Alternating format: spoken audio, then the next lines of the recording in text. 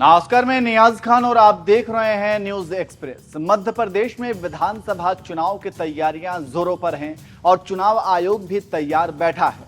कभी भी विधानसभा चुनाव का ऐलान हो सकता है। मेरे कभी भी से मतलब ये है कि इसी महीने या अगले महीने अक्टूबर में मध्य प्रदेश में चुनाव का ऐलान हो सकता है। लेकिन चुनाव से पहले बीजेपी में वर्चस्व की लड़ाई जारी है और हर बड़ा नेता एक दूसरे की जड़ को काटने में लगा हुआ है। देखिए ये रिपोर्ट।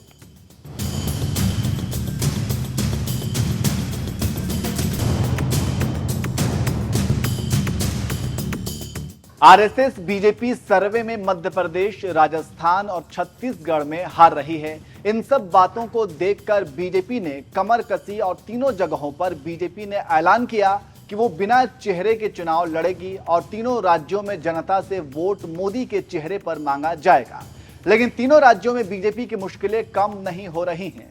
राजस्थान में बीजेपी के राह में कांटे वसुंधरा बिछा रही हैं, तो मध्य प्रदेश में बीजेपी के नेता ही एक दूसरे की जड़ें काट रहे हैं। ज्यादा पुराना तो नहीं, पिछले हफ्ते की बात जिस तरह से मीडिया में फैली, वैसे ही मध्य प्रदेश में बीजेपी की सारी रणनीति हवा हो गई। हुआ यूं कि बीजेपी जन समर्थन जुटाने के लिए राज्य में 4 बड़ी यात्रा निकाल रही है। उसी कड़ी में 8 सितंबर को एक यात्रा को रवाना किया गया, लेकिन इस यात्रा में बीजेपी ने उमा भारती को नहीं बुलाया। बस इसी बात से उमा भारती नाराज हो गई, जिसके बाद पता ये चला कि जो यात्रा बुंदेलखंड बेल्ट से निकाली गई, उसमें क्यों उमा को बाहर रखा गया। इतनी किरकिरी होने के बाद शिवराज ने मीडिया में अपना मुंह बंद रखा। अभी यही चल रहा था कि एक और बड़ी घटना सामने आ गई। अब इसी सीनियर जूनियर की लड़ाई में पूर्व लोकसभा अध्यक्ष और इंदौर से सांसद रही सुमित्रा महाजन ने उमा भारती का पक्ष लेते हुए शिवराज की धज्जियां उड़ा दी। बात दरअसल ये है कि बीजेपी ने घोषणा पत्र समिति को लेकर सुझाव मांगे और इसको लेकर एक बैठक GSITS में आयोजित कराई गई थी। उसमें सुमित्रा महाजन ताई भी शामिल हुई। बस इसी घोषणा पत्र कार्यक्रम में पहुंची पूर्व सांसद सुमित्रा महाजन का एक सवाल पर दर्द उभर कर सामने आ गया।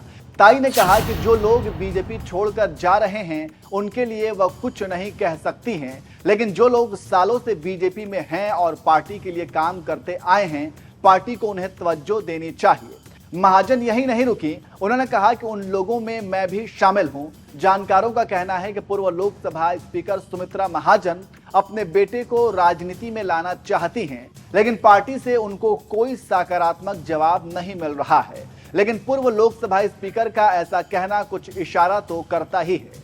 ऊपर हम बता चुके हैं कि उमा भारती ने शिवराज की कैसी धज्जियां उड़ा दी।